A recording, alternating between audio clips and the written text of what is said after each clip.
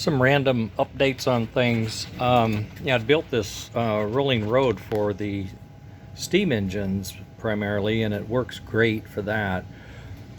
And someone wanted me to see if it would work on the diesels. You can see it will fit the diesel wheel, but in some cases, that gap right there, get a pointer or something, the gap right there, it will arc when these are powered on the powered rollers. So last night I made a new set and I moved them in 1 millimeter, and so I've given myself about 2 millimeters of thickness in between.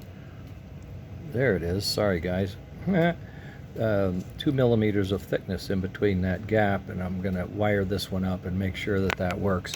Now this is at the worst condition because the wheel has drooped, and it could droop a little more, but I doubt it. This is a very old unit, early 50s. Most of them are going to be level, more like that.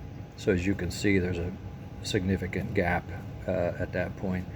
And worst case is, I'll tell them, just get your spare set of wheels and put them up here, and that'll keep that off. These are not powered, so you'd be getting the power through here. What I do is I have a wire underneath here that clips to the track, and then it rubs on the inside of that wheel. And even if the hub is insulated, the hub gets power, so you got to watch out. But if it's insulated, the wheel's powered, but it doesn't go through to the axle. It only goes through that to the axle. So from pickup point, you got to figure out how you want to do that. But in any case, that was something that came up yesterday. I jumped on it, and it seems like I've got that figured out. And yep, thanks.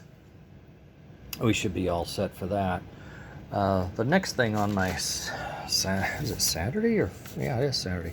Next thing on my Saturday list is this 312 that I just put together yesterday with the 2X. And I've had feedback. All right, I got one hand, you know, so it's a little difficult. Okay, there, you get on there, and you get on here. And then I'm going to drag you around a little bit. Okay, now I can drag you around a little bit. Okay, these are not powered, so it's not going to go anywhere, but I'm just going to set it up like that. Okay, if they were powered, that would work.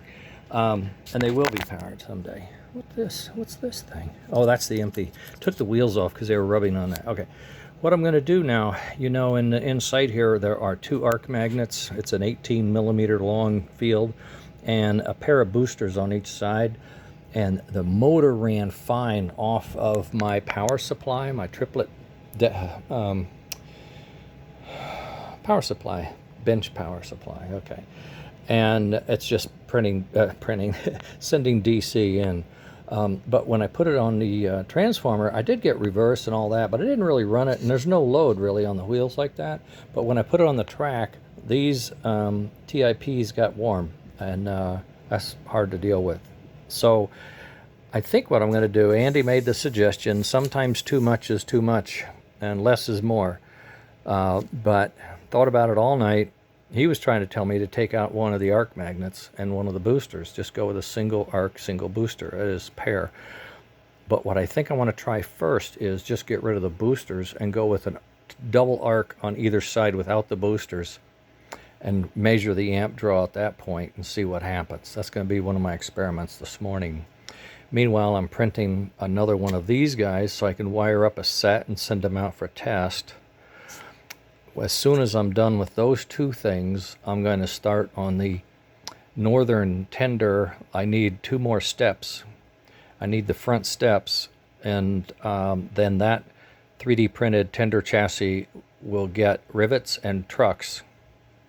As if it was original equipment, nothing updated, and the electromechanical reverse fitted to make sure that mounts properly and all that, and then it will get sent back to the owner or the person who wants it. He has a zinc damaged tender chassis, and he needs it, so I got to get that finished and out to him. Then I can come back to the chuff trigger concept that we have from Robert and some other folks. Hall effect made a good idea. The a light sensor makes a good idea. There's a couple, three ways. So what I've started to do is pile up engines that I think I can use for different experiments and see which of these effects would do the best, and try to come out with the best one. So right now I'm printing another Rolling Road Narrow, I'll call it. Rolling Road S-Gauge Narrow, powered for diesel. And I'm going to test it on this old jalopy here, make sure it's clearanced and all that, and then I can send that out. And we'll just keep chugging with whatever I can get done today without too much interruption. It's a lousy, cloudy, rainy day, so I don't think we'll be doing anything or going anywhere. All right, gang, that's an update. More later. Bye.